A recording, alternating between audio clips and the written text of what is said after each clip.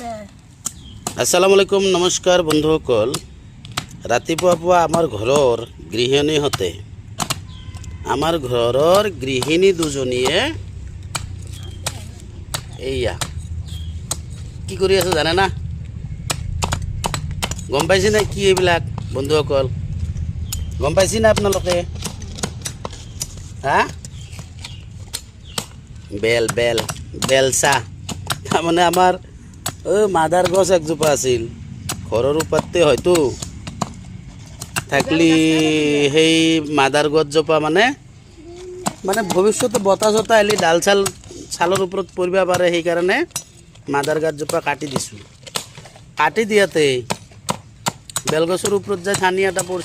পৰি এটা ঠানি ভাঙি গৈছে 15টামান 14-15টামান বেল মানে পৰছি সেই ডালটোত আছিল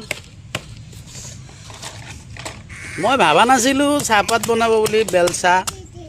তো আমাৰ হেৰি হোম মিনিষ্টাৰ কেইটা আৰু তামাম কামত পাকৈত একদম পাকৈত হোম মিনিষ্টাৰ এইবিলাক কয় এইবিলাক ফেলে নিদেও এইবিলাক ডাইৰেক্ট কাটি কুটি একেবাৰে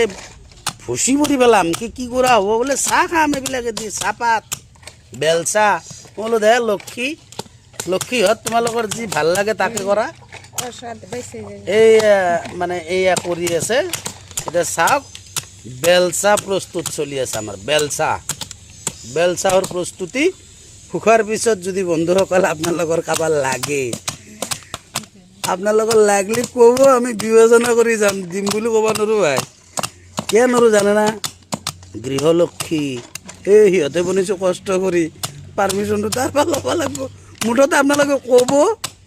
মই অলপ চেষ্টা কৰিম আৰু মানে এইটো আপোনালোকৰ নামত অনুমোদন জনোৱাৰ কাৰণে তো চাই থাকক এইয়া বেলচা বনোৱাৰ প্ৰস্তুতি